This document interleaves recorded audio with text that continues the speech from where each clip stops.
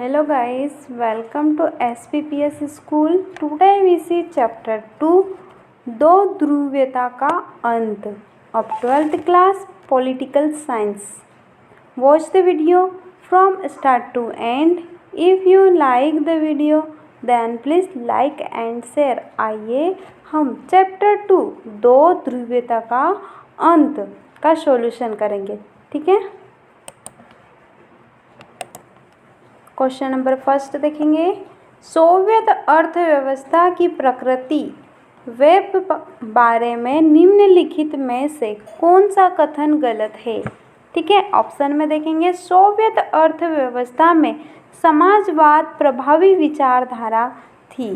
ठीक है. नेक्स्ट देखेंगे उत्पादन व्यय साधनों पर राज्य का स्वामित्व नियंत्रण होना.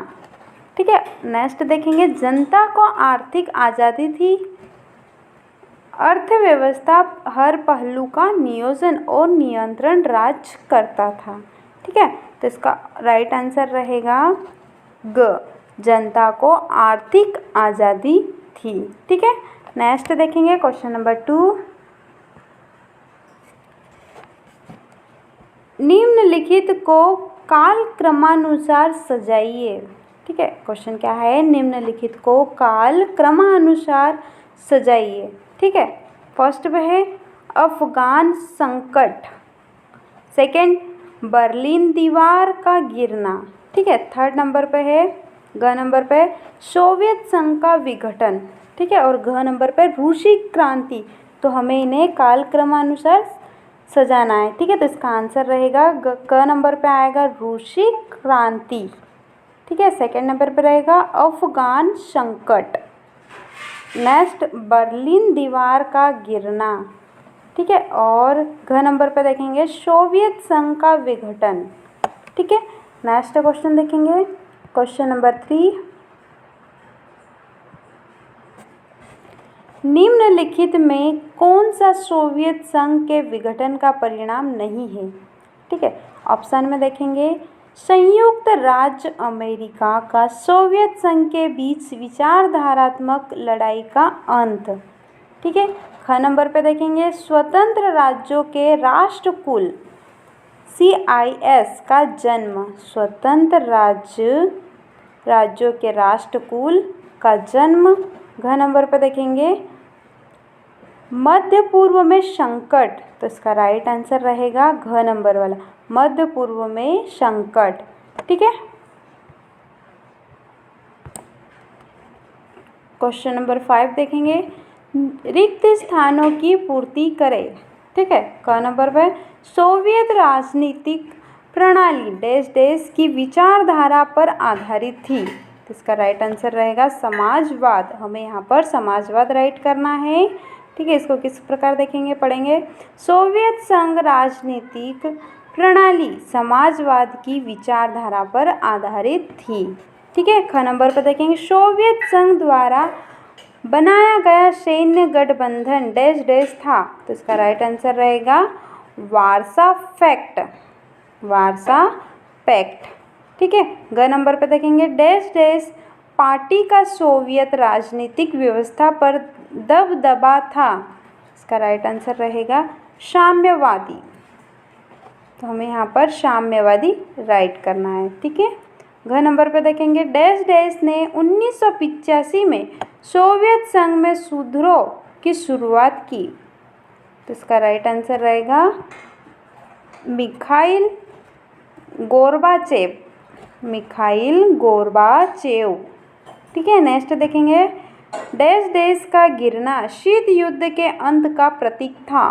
तो इसका राइट आंसर रहेगा बर्लिन दीवार. हमें यहाँ पर बर्लिन दीवार राइट करना है. ठीक है. नेक्स्ट क्वेश्चन देखेंगे क्वेश्चन नंबर 6. सोवियत अर्थव्यवस्था को किसी पूंजीवादी देश जैसे संयुक्त राज्य अमेरिका की अर्थव्यवस्था से अलग करने वाली किन्हीं 3 विशेषताओं का जिक्र करें. ठीक है. इसका आंसर देखेंगे.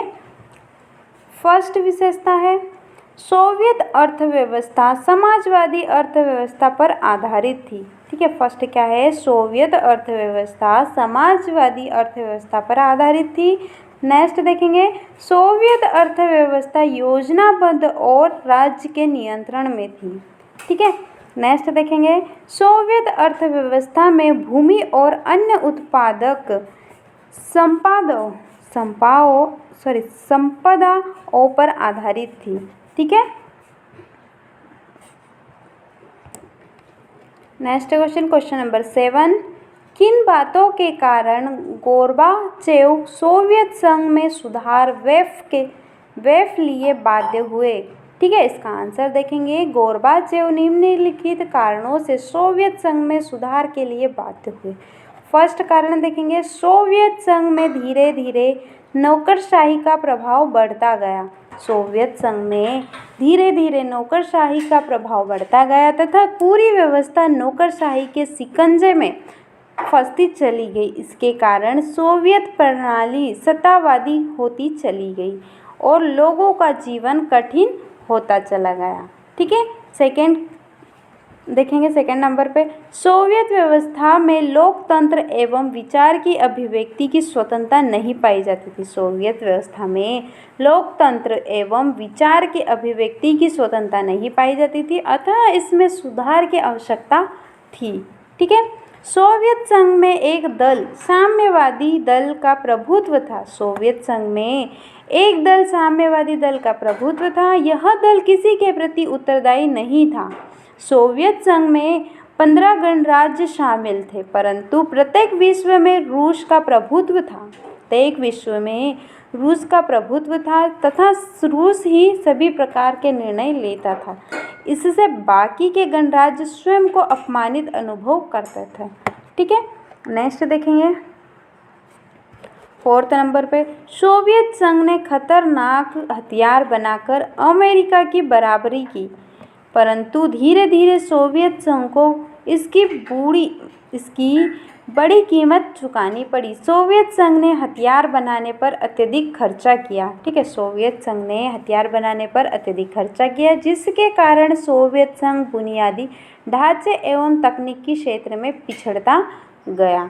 ठीक है, नेक्स्ट देखेंगे, सोवियत संघ राजनीतिक एवं आर्थिक तौर से पिछड़ गया। सोवियत संघ राजनीतिक एवं आर्थिक तौर से पिछड़ गया, जिसके कारण वह अपने नागरिकों की सहायता नहीं कर पा रहा था, जिसके कारण सोवियत संघ का विघटन हो गया।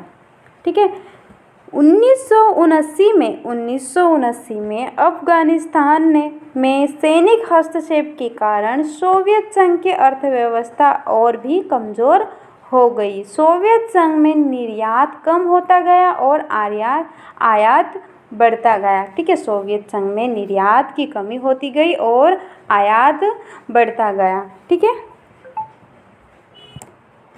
क्वेश्चन नंबर 8, भारत जैसे देशों के लिए सोवियत संघ के विघटन के क्या परिणाम हुए।